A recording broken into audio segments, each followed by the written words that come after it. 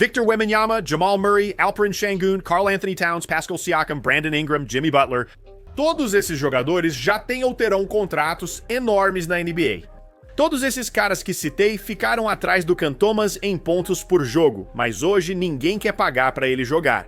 Thomas e o Brooklyn Nets estão tentando negociar um novo contrato há meses e basicamente não tiveram nenhum progresso, e você pensaria que seria algo bem fácil. O Nets, em reconstrução, precisa de arremessos de perímetro, e Thomas é um jovem pontuador. Como é possível que um pontuador de elite, um cara com uma das habilidades mais valiosas do basquete em altíssimo nível, embora aparentemente desejado por todas as equipes da liga, não tem nenhum mercado? É que muita coisa está acontecendo aqui. Primeiro, a NBA não tem certeza se Cam Thomas é realmente bom, o que eu sei que parece loucura para um cara com média de quase 25 pontos por jogo. Mas você tem que pensar, quem esteve nesse time do Nets nas últimas temporadas? Thomas foi draftado quando ainda tinham Kyrie e Kevin Durant, mas com a saída deles, surgiu um grande vazio de pontuação. Era basicamente ele e Mikal Bridges, o que resultava em muitas chances de arremesso. Não me entenda mal, Thomas é um talentoso pontuador e já mostrou isso na NBA desde o draft. Mas o contexto é realmente importante aqui. Marcar muitos pontos na NBA hoje em dia não significa mais o que significava antes. Há 15 anos, apenas 7 jogadores tinham média de 25 pontos ou mais por temporada, e só 10 tinham média de 23 pontos ou mais. Hoje em dia, é mais fácil alcançar médias altas de pontos por jogo do que antes. O ritmo do jogo subiu bastante, e o crescimento dos arremessos de 3 pontos elevou a média de pontos por partida, ficando um pouco diluído como um critério para saber quem realmente é um jogador de impacto. E esse argumento do aumento dos pontos faz muito sentido quando se trata de Thomas, especialmente porque ele é um dos arremessadores mais puros da liga. Ele está lá para fazer uma coisa e apenas uma coisa: arremessar a bola. Eu não diria que ele é fominha, mas também não é um armador. Considerando isso e a situação dele no Nets, muitos poderiam marcar mais de 20 pontos por jogo. Assim como Thomas fez nessa situação, o que torna seu conjunto de habilidades muito menos valioso e muito mais difícil de avaliar do que pode parecer à primeira vista.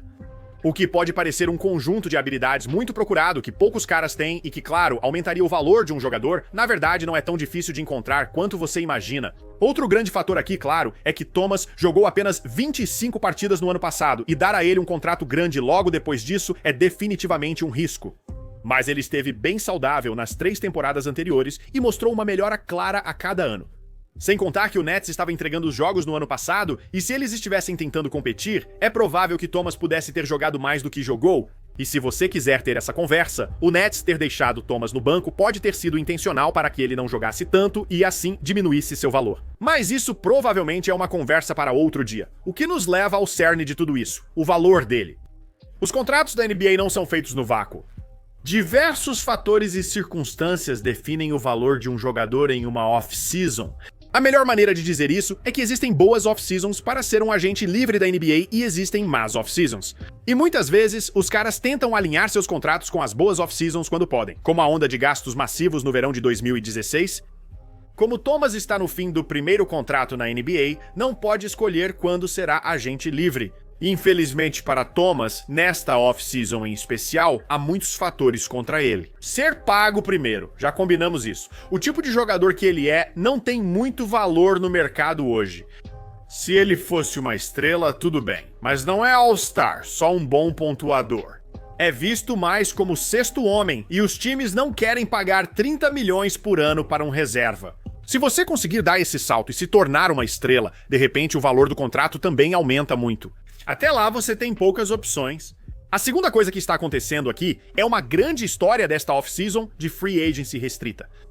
Eu expliquei isso em um vídeo anterior, mas basicamente, Thomas está exatamente na mesma situação que caras como Jonathan Kuminga e Josh Giddey estão neste verão. Eles são agentes livres e podem assinar com qualquer time, mas como saem do primeiro contrato na NBA, estão em free agency restrita. Isso significa que o Brooklyn Nets pode igualar qualquer oferta que Thomas receber de outro time. Por exemplo, se o Detroit Pistons oferecesse 20 milhões anuais a Cam Thomas e ele aceitasse, o Brooklyn Nets poderia igualar a oferta. E ele voltaria para o Brooklyn. E obviamente isso limita o valor dele. A maioria dos times nem faz ofertas para agentes livres restritos, pois propostas razoáveis geralmente são igualadas, o que limita ainda mais o valor de jogadores como Thomas. Atualmente, quase nenhum time, exceto o Nets, oferece contrato a ele, então ele não tem como negociar algo melhor. O que fica ainda pior por outro fato desta off-season em particular, a falta de espaço no teto salarial. No momento da gravação, a off-season já terminou e os times gastaram quase todo o dinheiro. No começo da off-season de 2025, havia pouco espaço no teto salarial, resultando em um mercado de agentes livres restrito. Foi ainda pior para Thomas, já que o único time com espaço significativo no teto salarial nesta off-season era o Nets.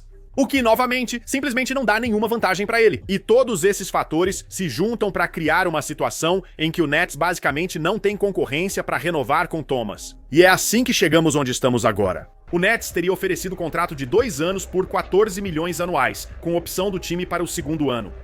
E até agora Thomas recusou-se a assinar, o que faz sentido. 14 milhões por ano é pouco para um jogador do calibre de Thomas, mas o maior problema é a opção da equipe. Isso dá ao Nets todo o controle sobre o que acontece nesta temporada se Thomas se machucar ou tiver um ano ruim.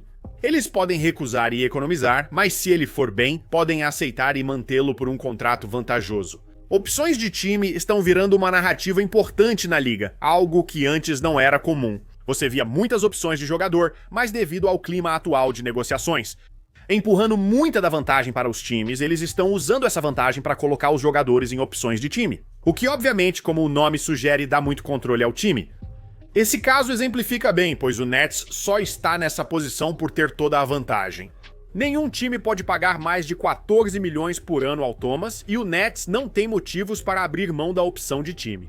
Como já falamos em outros vídeos sobre agentes livres restritos nesta off-season, há outra opção. Thomas pode assinar uma oferta qualificatória. Sem entrar em detalhes, é um contrato de 1 ano que permitiria Thomas virar agente livre e restrito. Em 2026, o que parece ser a decisão certa aqui, certo? Ele não precisa se preocupar com a opção da equipe. E o contrato que está na mesa agora é de apenas 2 anos de qualquer forma, então não é como se ele estivesse abrindo mão de muita segurança financeira.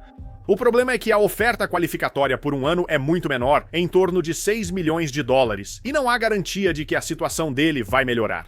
Como agente livre em 2026, abrir mão dos 8 milhões no próximo ano pode ser bem significativo. Apesar de tudo, acredito que Thomas ainda possa aceitar a oferta qualificatória, o que seria marcante. Esse é um passo que praticamente nenhum agente livre restrito já tomou, porque as circunstâncias simplesmente nunca se alinharam corretamente.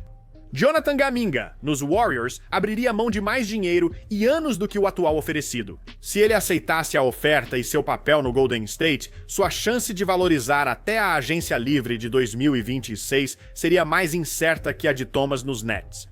Josh Giddey também teria que fazer os mesmos sacrifícios financeiros e de tempo em Chicago, tornando improvável que aceite a oferta qualificatória. Mas a singularidade das circunstâncias para Thomas pode realmente levá-lo a tomar a decisão arriscada de aceitar a oferta qualificatória. Tudo isso torna essa uma situação fascinante. Pontuador talentoso em disputa contratual com um time que pode precisar dele. Isso pode estabelecer um precedente para a agência livre restrita ao aceitar a oferta qualificatória. Thomas pode aceitar o contrato de 2 anos, ter um ótimo ano e acabar preso à opção do time, destacando como a agência livre restrita é injusta para jogadores. E na verdade, tudo isso só destaca o quanto a construção de times na NBA é muito mais complicada do que pode parecer à primeira vista. Um cara que consegue pontuar tão bem quanto Thomas, você pensaria que seria uma decisão óbvia para um time como o Nets renovar o contrato dele. Por vários fatores, isso se tornou uma das situações mais interessantes da off-season.